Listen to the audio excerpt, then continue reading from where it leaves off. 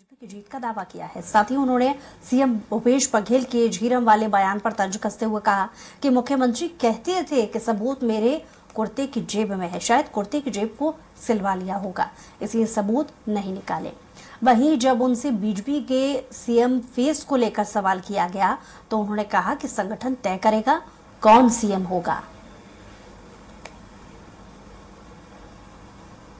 मुख्यमंत्री जी तो 5 साल से कह रहे थे कि झीरम का जो सच है वो मेरे कुर्ते के जेब में है, तो उस कुर्ते के जेब से झीरम का सच कब निकलेगा?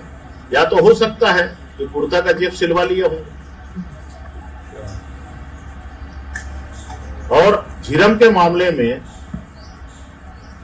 झीरम का जो आरोपी था 5 साल उनके मंत्रिमंडल में था।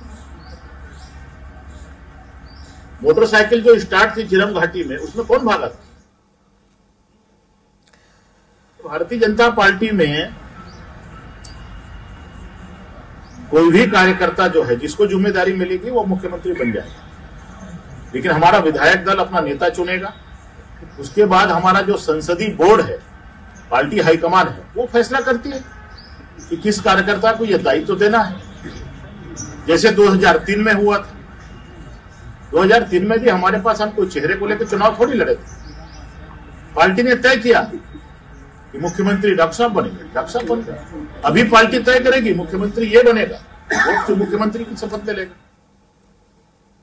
और इस पर ज्यादा जानकारी के साथ ज्यादा बातचीत के लिए हमारे साथ दोनों खास मेहमान जुड़ गए हैं। बीजेपी से और कांग्रेस से प्रवक्ता अजय गंगवानी जी कांग्रेस से प्रवक्ता हैं और राजीव चक्रवर्ती जी बीजेपी से प्रवक्ता हैं। आप दोनों ही मेहमानों का बहुत स्वागत है। सबसे पहले रुख अजय जी आपकी तरफ करूंगे।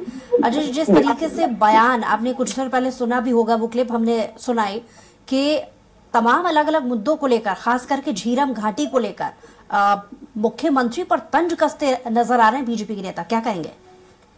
देखिए, 3 से सबसे महत्वपूर्ण है झीरम का जो मामला है बहुत संवेदनशील है। आप 2013 की घटना है, 10 साल से ज्यादा हो चुका है बुष्टा जी, उसके बाद भी न पीड़िता को न उनके परिजनों को इंसाफ मिल पाया है। इसके 3 कारण है। सबसे पहले रमन सिंह की सरकार थी जो 2013 से 2018 5 साल इन्होंने पूरा प्रयास किया कि झीरम की साजिश और षड्यंत्र का सच नहीं आता। आज मुझे बता दें यहाँ भारतीय जनता पार्टी के प्रवक्ता क्यों धर्मलाल कौशिक आज झीरम की जांच को बाधित करने के लिए हाईकोर्ट में पीआई लगाते, किसको बचाने के लिए साजिश और षड्यंत्र के पीछे आखिर कौन है, इसका जवाब छत्तीसगढ़ की जनता जानना चाहती है।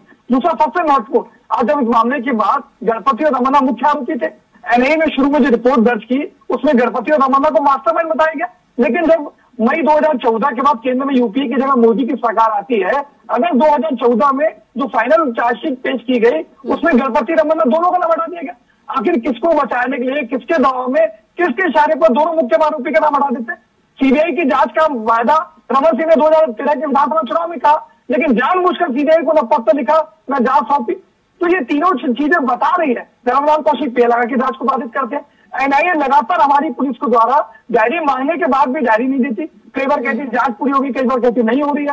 आज घटना के 3 दिन के बाद को लेकर के था, फिर मैं रुख करूंगी राजीव जी की तरफ कि झीरम घाटी का सच जब मुख्यमंत्री भूपेश बघेल के पास है, वो कहते हैं, वो स्टेटमेंट दे चुके हैं कि उनके कुर्ते की जेब में रखा है, वो कब निकालेंगे? क्योंकि अब तो छत्तीसगढ़ पुलिस को ये जांच की जिम्मेदारी मिलने वाली है।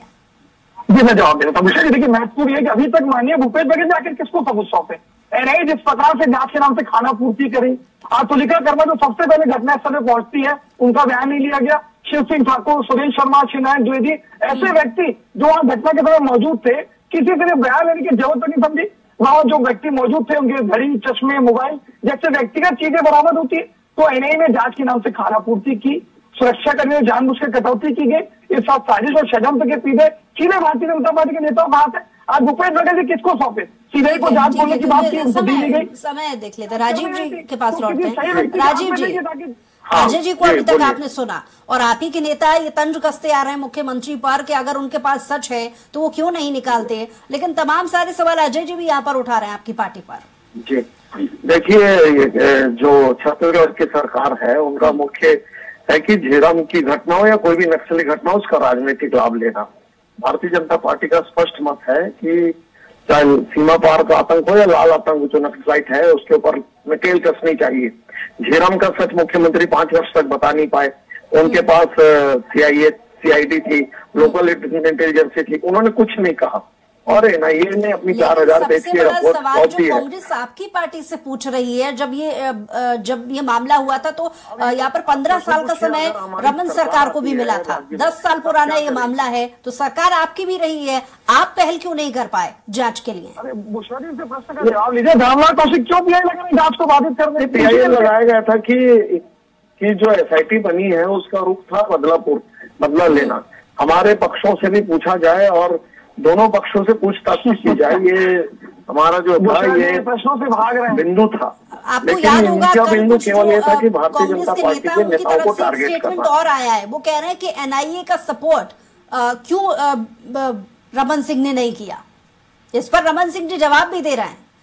आपकी एक प्रतिक्रिया इस पर चाहूंगी, राजीव जी। नहीं, बिल्कुल एनआईए को पूरा सहयोग दिया गया। एनआईए ने निखिल त्रिवेदी से लेकर तमाम लोगों से जांच की है, उनके जो थे बयान दर्ज किए गए हैं। देखिए, एनआईए एक स्वतंत्र संस्था है, सीआरपीएफ अलग संस्थान है।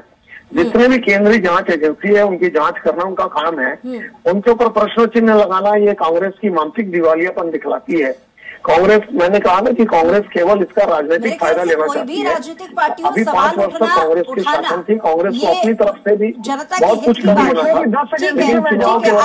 वापस जवाब ले लेती हूँ। अजय जी, बिना पूछना चाहूंगी आपकी पार्टी से, क्योंकि जब ये कहा जा रहा है कि एनआईए का सपोर्ट, सुन लीजिए सवाल अजय जी आपके लिए, आपकी पार्टी से राजीव के बीच में बोला तो शांत कराइए मेरा निवेदन। अजय जी आपसे सवाल मेरा कि बिना पूछना चाहूंगी कांग्रेस पार्टी की कि क्या उनके पास तथ्य है जब एनआईए का सहयोग न करने का जो आरोप है वो रमन सिंह की सरकार के समय रमन सिंह पर लगा रही है कांग्रेस? बिना क्या है? देखिए, 3 चीजें स्पष्ट है। देखिए, रमन सिंह ने घटना के तुरंत बाद विधानसभा के 2013 के सत्र में जनता के बीच कहा कि भैया इस पूरे मामले की जांच में सीबीआई को सौंपूंगा। 5 साल तक ये सरकार में 2013 से 2018 एक पत्र भी सीबीआई को जानबूझकर नहीं लिखते। आखिर किसको बचाने के लिए? सबसे बड़ा यह प्रश्न। दूसरा, देखिए एनआईए की बात कर रहे हैं तो ये वही एनआईए है जो पहले ट्रायल कोर्ट में, फिर हाई कोर्ट में, फिर सुप्रीम कोर्ट में लगातार ये याचिका दायर करती है कि छत्तीसगढ़ की पुलिस इस घटना के पीछे जो साजिश और षड्यंत्र है इस एंगल की जांच ही तक नहीं की गई। तो लगातार एनआईए आखिर किसके इशारे पर इस झीरम की साजिश और षड्यंत्र की जांच को बाधित करने का प्रयास कर रही है, ये दिख रहा है। दूसरा गणपति तो एनआईए बात ही नहीं है, जांच कर सकते। प्रेजेंट सिनेरियो की भी बात करूंगी, जिक्र करूंगी, जहां पर भूपेश बघेल राजस्थान के दौरे पर हैं, जहां पर वो चुनाव प्रचार के कार्यक्रम में शामिल हो रहे हैं। वो 15 सीटों को लेकर के तंज भी कस रहे हैं बीजेपी पर। मेरे से प्रश्न आपका ये बुशरा जी। अजय जी छोटा इस पर रिएक्शन दे दीजिए, फिर राजीव जी से। देखो, मैं यही कह रहा हूँ बुशरा जी, ये रमन सिंह पहले अपनी सीट तो बचा ले। या 52-53 सीट की बात कर रहे हैं। 2013 में भी जो सरकार बनाई कुल मिला के 49 सीट मिली। और अगर 2018 की बात करूं बुशरा जी, 44 हमको जो कांग्रेस को वोट मिले दैट इज 43.9% और भारतीय जनता पार्टी को वोट मिले 33.6%। ठीक है, समय की कमी है। राजीव जी से जल्दी से रिएक्शन ले लेती हूँ इस पर। राजीव जी, रमन सिंह की लोकप्रियता 15 सीटों के ऊपर बढ़ रही है या नहीं, ये सवाल उठा रही है कांग्रेस, क्या कहेंगे? नहीं, जो नए वोटर्स पड़े हैं और जो नव मतदाता है बुशरा जी, रमन सिंह जी अपनी सीट तो बचा रहे हैं, सरकारें बन रही है और ये मुंगेरी राव के असीम सपने देख रहे हैं बुशरा जी। जो हमने पोलिंग अजय जी, नम्र निवेदन आपसे जब जवाब ले रही थी, जब राजीव जी नहीं बोल रहे थे, लौटूंगी आपके पास। राजीव जी, देखिए, एक स्पष्ट बहुमत, एक मैंडेट की तरफ हमारी सरकार आ रही है और भूपेश बघेल जिससे बौखलाए हुए हैं और इसमें कोई शक नहीं है। जो हमने पोलिंग एजेंटों से जिस प्रकार से रिपोर्टिंग ली है वो रुझान दिख रहा है हमारी तरफ से।